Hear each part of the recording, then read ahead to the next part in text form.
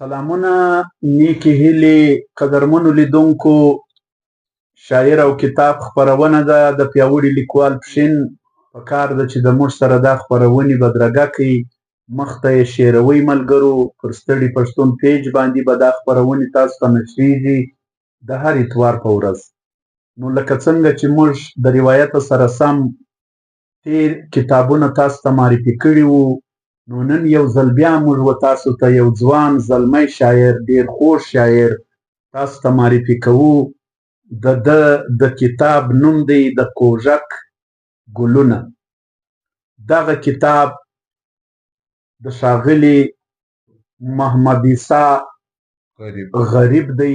دا کتاب پیژندګلو زه له تاسو سره لومړی کول غواړم. د کتاب نوم دی د کوژک ګلونه. شاعر محمد عیسی غریب، کمپوزر ولی الله اقبال، د پوښتۍ جوړونکی میرویس ظهوري ایران، او ډیزاین خلیل الله تصمیم. خپروندوی ټولنه سلام بابا پښتو ادبي ټولنه چمن. چاپکال 2014، چاپ شمیر 500، چاپوار لومړی، او ګرځنده نمره یا موبایل نمره ده د 0333 03377758558. او دغه کتاب قدرمنو لیدونکو تاسو پر دغه درکونو باندې ترلاسه کولی شئ. درکونه یې د ځان سره نوٹ کړئ. الجمال موبایل پلورنځی تاج روډ چمن، او افغان کتاب پلورنځی احمدشاهي مارکیټ کندهار. دغه ځوان او زلمی شاعر د خپل قام د خپلې ژبې د پاره چې کوم زیار کښلی دی، دا د ویاړ وړ دی. پکار ده چې تاسو هم د محمد عیسی غریب دغه کتاب لاسته راوړئ، ویې لولئ. خوندوره شاعري یې ده، په زړه پورې شاعري یې ده. د نن په شاعر او کتاب کې له ما سره قدرمن مشر پروفیسر فیض شهزاد صاحب، عبدالمالک کلمیار صاحب، او زموږ پر کیمره باندې طاهر لیوال صاحب. موږ د شاعر او د کتاب ټول ټیم ستاسو په خدمت کې حاضر یو. ستړی پښتون تاسو یاد لرئ، او کم قدرمن شاعران او لیکوال چې کتابونه چاپ کړي دي او پیاوړي لیکوال ته یې نه دي رالیږلي، د هغوی څخه په ډېر احترام دا خواست کوو که چیرې تاسو غواړئ چې خپل کتابونه د پیاوړي لیکوال د دا خپرونې لخوا تاسو معرفي کړئ، په خلکو یې وپېژنئ، نو د هر لیکوال او شاعر څخه په درنښت خواست کوو چې د پیاوړي لیکوال د خپل کتابونه ډالۍ کړي. موږ به یې په دا خپرونه کې ټول پښتانه قام ته معرفي کړو. زموږ درک ډېر اسانه دی. کمال ګیس کمپنۍ پښین. زه راځمه د محمد عیسی غریب د کتاب په هکله چې د کوژک ګلونه یې نوم دی، د پروفیسر فیض شهزاد صاحب خواته چې دی خپل نظر د محمد عیسی غریب پر کتاب باندې تاسو ته وړاندې کړي. حسب روایت حسب عادت تیمورشاه کمال چې د پیاوړي لیکوال صدر او مشر دی، ستا کور ودانۍ او دا رنګه د دا ستړي پښتون پیج چلوونکی محمد طاهر لیوال کور ودانۍ او مننه کوم چې په داسې دور کې چې ځان ځاني ده، خودغرضي ده، بېنیازي ده، وخت ایستل، وخت ورکول، د چا په فن د چا په رونق خبره کول، او هغه شاعران چې چونکې ما ورته یا لیوال صاحب یا عبدالمالک کلمیار چې پیژنو، لیکن ادب دوسته سته، قلم دوسته سته، کتاب دوسته سته، و دا شیانو ته رسایي نه وي، هغو ته یو رګه اطلاع هم وي، او بیا د شاعر د حوصله افزایي لپاره یو خبره کول. او در کومه حده چې د کوژک ګلونه دي او د محمد عیسی غریب زیار دی او د ده لومړۍ شاعري ټولګه ده نه، په دې کې یقینا داسې شعرونه سته چې زړونه نه صرف دا چې وړي، بلکې په خپل اثرناک اثر چې کوم دی هغه په زړونو کې ځي. او بیا چې زه ګورم د کوژک ګلونه د خدای شیان دي، چمن او کوژک په دې پښتني سیمه او وطن کې ځان ته خپل یو اهمیت لري، ځان ته خپل یو تاریخ لري، بلکې چمن او کوژک زما نظر په پښتو ادب کې زه د تلمي یو انداز ورکوم چې د چمن او د کوژک اوسېدونکی قاضي ملا عبدالسلام اشیزی چې تمام پښتانه او د پښتانه غږ یې تر کومه حده ورسوي او د ده په دغه غږ د څو زرو میلو سره ځي، د ده سوسنې چمن سوځي، نو د هغه په مینه کې چې دا تر ورځ ګلونه پاتې سي، کله محمد عیسی غریب او د ده سره تړلي شفیق العالم مازریار، ډاکټر رؤف رفیقي، عبدالغفار غابر یا عادل اچکزی صاحب او دارنګه رحمت الله درده،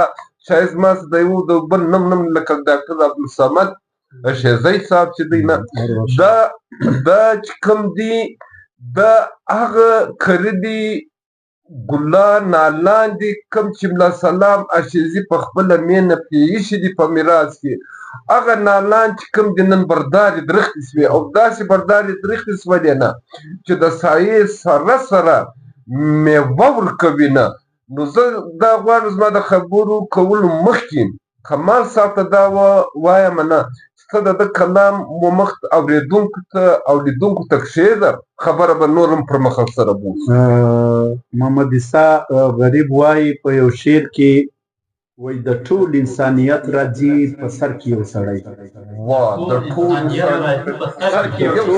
انسانیت راځي په سر کې یو سړی، په زړه کې مې ساتلی په نظر کې یو سړی،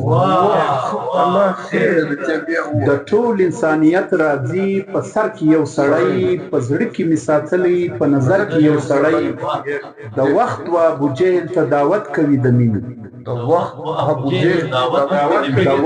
و ابوجهل ته دعوت کوي د مینې، پیدا سي کله کله په ټبر کې یو سړی،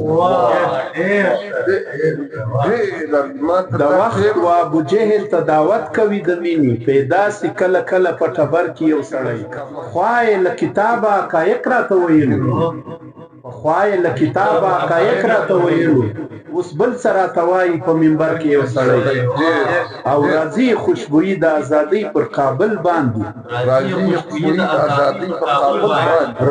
خوشبويي د ازادۍ پر کابل باندې، کېدای سي چې شهید وي په خیبر کې یو سړی، راځي خوشبويي د ازادۍ پر کابل باندې، راځي خوشبويي د ازادۍ پر کابل باندې، کېدای سي چې شهید وي په خیبر کې یو سړی، او چې ستا د زړه کشمیر یرغمال کړی ګوره څنګه، چې ستا د زړه کشمیر یرغمال کړی ګوره څنګه، غریب اوس یې موړ دی په سمر کې یو سړی، چې ستا د زړه کشمیر یرغمال کړی ګوره څنګه، غریب اوس یې موړ دی په سمر کې یو سړی. کمال بیخي په هر شعر کې کمال کوي، دا د ځوان شاعر دی، دومره تجربه هم نشته، دومره عمر هم نه دی، لیکن د شعر په فن، د شعر په خوند دومره خبر او آګاه ذهن او زړه لري. ما لکه چې درته وویلې چې د سلام بابا په مینه پاته ګل چې کوم دی نه، د دې ګل خوشبو ځکه زیاته ده چې وطن په محتره دی، مختم د هغه رنګه شعرونه راځي، پر قام مین، پر وطن مین، پر کتاب مین، پر قلم مین، چې ځوان شاعر داسې نمایندګي وکړي نه. زما نږدې چې کوم دی دا محمد عیسی غریب چې دی دا د نن زیری دی او د سبا ستوری دی. زما د دې خبرې په تایید کې که ته یو کماله یو بل کلام کښېږدې نه خبره به نورم پر وسي. شهزاد صاحب دی وایي په بل شعر کې وایي صدیق عمر عثمان علي حیدر دي لکه ستوري. واه صدیق عمر عثمان علي حیدر دي لکه ستوري، څلور واړه یاران د پیغمبر دي لکه ستوري صلی الله علیه وسلم. ته دا بیا ووایه. صدیق عمر عثمان علي حیدر دي لکه ستوري، څلور واړه یاران د پیغمبر دي لکه ستوري. په عشق د محمد کې تر حد تیر لکه بلال صاحب. په عشق د محمد کې تر حد تیر لکه بلال صاحب، چې څوک یې پیروي کوي اکثر دي لکه ستوري. په عشق د محمد کې تر حد تیر لکه بلال صاحب، چې څوک یې پیروي کوي اکثر دي لکه ستوري. او قرآن غوندې کتاب لري د اور په لمن کې. قرآن غوندې کتاب لري د اور په لمن کې، او زرینې پلوشې دي لکه لمر دي لکه ستوري. او دا هم ستا په اعزاز کې چې په هر صورت روان وه. دا هم ستا په اعزاز کې چې په هر صورت روان و. ملګري د هجرت کې د سفر دي لکه دا هم ستا په اعزاز کې چې په هر صورت روان و. ملګري د هجرت کې د سفر دي لکه ستوري. او په اثر کې چې زستا د غزل بیتونه ګورم، په اثر کې چې زستا د غزل بیتونه ګورم، پیلي دي غریبه په هنر دي لکه ستوري. یعنی د خپل شعر اعتراف په خپله کول دا هم د شاعر یو کمال دی، او هر څوک یې کولی نشي. زه به پرته دا ووایم نه چې د داسې ځوان شاعر دومره خوندور پر ټولنې داسې نظر، پر تاریخ یې داسې نظر، اوس خلفای راشدین په کم انداز کې د نبي علیه الصلاة والسلام د مرګونې په کومه طریقه اظهار وکړي، د دغه اظهار انداز یې دا یې منفرد و، دا یې بیل و نه. یقینا که څه هم ما ده لیدلی نه دی، اورېدلی مې دی، ویلی مې دی، خو زه د ده د شعر د لارې سدی داسې پېژنم که د ده دا کتاب چې پېژنمه، ځکه چې شعر یې اثرناکه دی، شعر یې معنا لري، شعر یې مفهوم لري. زما ډېر هیلې ورسره وابسته دي نه. یقینا الله دې ژوند ورته نصیب کړي، پر دغه لار دې روان سفر ورته نصیب کړي نه، چې قلم دې ژوندی وي. د ده څخه ډېر امیدونه موږ لرو چې دی به هر وخت پښتو ژبې، پښتو ادب ته دا رنګه منور او دا رنګه ښایسته شعرونه وکړي. ته یو بل کلام شعر ته کمال صاحب. شهزاد صاحب وایي په امانت کې خیانت ډېره وخته لري. په امانت کې خیانت ډېره وخته لري. ښکلي خو دغه یو عادت ډېره وخته لري. په امانت کې خیانت ډېره وخته لري. ښکلي خو دغه یو عادت ډېره وخته لري. د لمر و مخې ته ورېځ وي پر هنداره غبار. د لمر و مخې ته ورېځ وي پر هنداره غبار. رقیب دا خپل منافقت ډېره وخته لري. او دا د خدای شان دی چې د ښکلو انتخاب یې وکړي. دا د خدای شان دی چې د ښکلو انتخاب یې وکړي. جانان په ټولو کې صفت ډېره وخته لري. دا د خدای شان دی چې د ښکلو انتخاب یې وکړي. جانان په ټولو کې صفت ډېره وخته لري.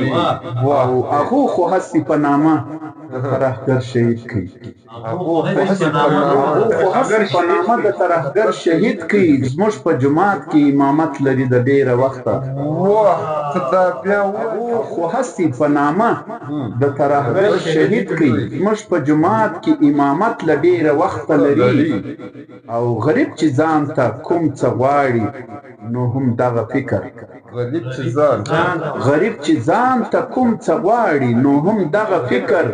د هر ملګري په بابت له ډېره وخته لري. خوږې معناداره غزل ده. که څه هم دی ځان ته غریب وایي، تخلص یې غریب دی، لیکن دی غریب نه دی، دی صاحب کتاب دی، دی صاحب دیوان دی، دی صاحب تصنیف دی نه په دې چې د ده یو شعر چې کوم دی نه هغه د زرو نه د ډېرو مرغلرو څخه ښه دی نه. په دې حواله زه درته وایم چې ته دغه ګوره نه موږ د داسې دور عکاسي وکړله تام ترهګر ګڼي مام ترهګر ګڼي لیوال قلمیار هر ژوندی د دوی په نظر کې چې کوم دی نه هغه ترهګر وي، لیکن د ده پر دغه خطابات باندې هم نظر دی، پر ټولنې هم نظر دی. نو یقینا دا خبر ذهن لري، د هغه ذهن لري چې د ده د شعر څخه زه مختصرا دا وایم کمال جانه چې پر دغه شاعر چې کوم دی زه دته دا ورکوم دا زموږ د نن زیری د سبا ستوری دی او زما د غونې خبره ده چې یو کلام نه مرګولو تک شعر ده. قدرمنو لیدونکو، محمد عیسی غریب په یو بل کلام کې وایي ولکه تیز باد کمزوري سوی دی، ولکه تیز باد کمزوري سوی دی، شکر دی فساد کمزوري سوی دی، شکر دی فساد کمزوري سوی دی، ولکه تیز باد کمزوري سوی دی، شکر دی فساد کمزوري سوی دی. هغه خود غرضه یاران نه راځي، هغه خود غرضه یاران نه راځي، سجمی اقتصاد کمزوري سوی دی. هغه خود غرضه یاران نه راځي، هغه خود غرضه یاران نه راځي، سجمی اقتصاد کمزوري سوی دی. اوس به د باور خبرې نه کوو، اوس به د باور خبرې نه کوو، اوس به د باور خبرې نه کوو، اوس کو اعتماد کمزوري سوی دی. مننه، اوس به د باور خبرې نه کوو، اوس به د باور خبرې نه کوو، اوس کو اعتماد کمزوري سوی دی. هلته به د خلکو ژوند بې ژونده وي، هلته به د خلکو ژوند بې ژونده وي، چیرې چې ستا یاد کمزوري سوی دی. هلته به د خلکو ژوند بې ژونده وي، چیرې چې ستا یاد کمزوري سوی دی. اوس لا هم غریبه لومړیتوب لري، اوس لا هم غریبه لومړیتوب لري، چا ویل جهاد کمزوري سوی دی. ګوره نه ستا په ټولنه او ستا د ټولنې په رجحاناتو او د خلکو د انسانانو په ژوند یې په کوم انداز نظر لري او خبر نظر لري نه. اقتصاد خبر یې وکړه، د اعتماد خبر یې وکړه، د یاد خبر یې وکړه، د فساد خبر یې وکړه. تیمورشاه کمال صاحب ته لیوال صاحب بس همدومرې خبره ونه ته مختصرا دا کتاب ورته معرفي کنه اورېدونکي لیدونکي به قدرمنو لیدونکو د محمد عیسی غریب دغه کتاب لاسته راوړئ، ترلاسه یې کړئ. درکونه مو تاسو ته در وښول، د کوژک ګلونه. تاسو به د محمد عیسی غریب پر کتاب نور خوندونه هم واخلئ چې تاسو کتاب خپله ولولئ، نو ډېر خوند به درکړي انشاءالله. نو د شاعر او کتاب په نننۍ خپرونه کې موږ نن تاسو ته محمد عیسی غریب معرفي کوي. خوندور او خوږ شاعر، خواږه کلامونه مې تاسو ته واورول. هیله لرو چې بیا بیا به راسره خوندور او خواږه شاعران اورئ. نو زه تیمورشاه کمال، فیض شهزاد صاحب، عبدالمالک قلمیار او طاهر لیوال صاحب د ستړي پښتون لخوا تاسو ته یو وار بیا خواست کوو چې ملګرو ویډیو راسره شیروئ، مخ ته یې خوروئ چې داسې پښتو ادب او پښتو ژبه وده وکړي، پرمختګ وکړي. زموږ نوي ځوانان نوی کهول د کتاب سره معرفي سي، کتاب سره شوق زیات سي او خپل د پښتو د خپلو پښتنو شاعرانو کتابونه ولولي. تر بلې خپلونې، تر بلې تواره مو پر الله سپارم. ژوندي ګړندي او کامیاب اوسئ.